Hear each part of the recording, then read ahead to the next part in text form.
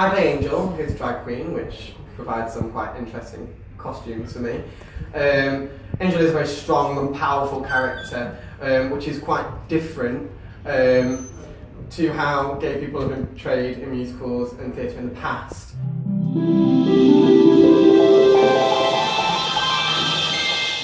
Today for you, tomorrow for me.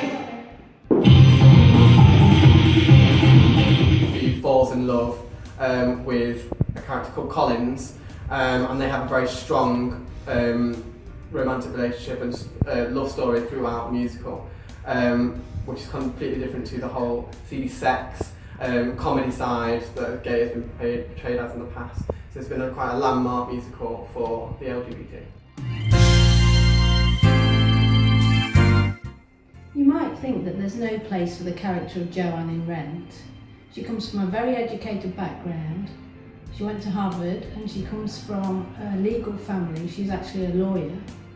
So why is she in Alphabet City, and why is she entwined in the bohemia that's there? Don't scream, Maureen, it's me, Joanne, your substitute production manager. Hey, hey, hey, did you eat? Don't change the subject, Maureen, but darling, you haven't eaten all day. She's fallen in love with Maureen, who actually lives there amongst these people. Joanne, although she comes from this privileged background, she will have seen lots of different types of people from all walks of life doing the job that she does as a lawyer. She may have represented some of them. The thing about Joanne and Maureen is that they sort of go on a journey through Rent and through going through all the different types of people that they meet, from homeless people to people with AIDS to people who have got drug problems. And although Joanne may appear that she's very aloof and away from all this at the beginning, because she's drawn into the family that is Maureen's family, she begins to love the area, the people who are there. She understands them more.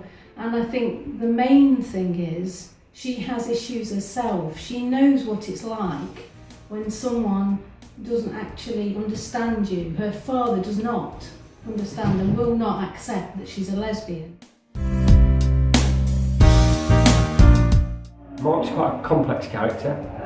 There's times when he's a very strong, outgoing individual, and other times when he's incredibly vulnerable. How do you document real life when real life's getting more like fiction each day? Headlights, red lights, blow my mind, and now this deadline, eviction or pain. He's perhaps one of the only people in Rent who doesn't have HIV, and his role is to record and document everything that's happening around him, and probably comes to a real poignant moment in Rent when he sings Halloween. It's a song about him coming to terms with the fact that some of those friends and loved ones around him are actually going to die. So my character's Roger. He is a sort of failed rock and roll star because he became a bit of a junkie.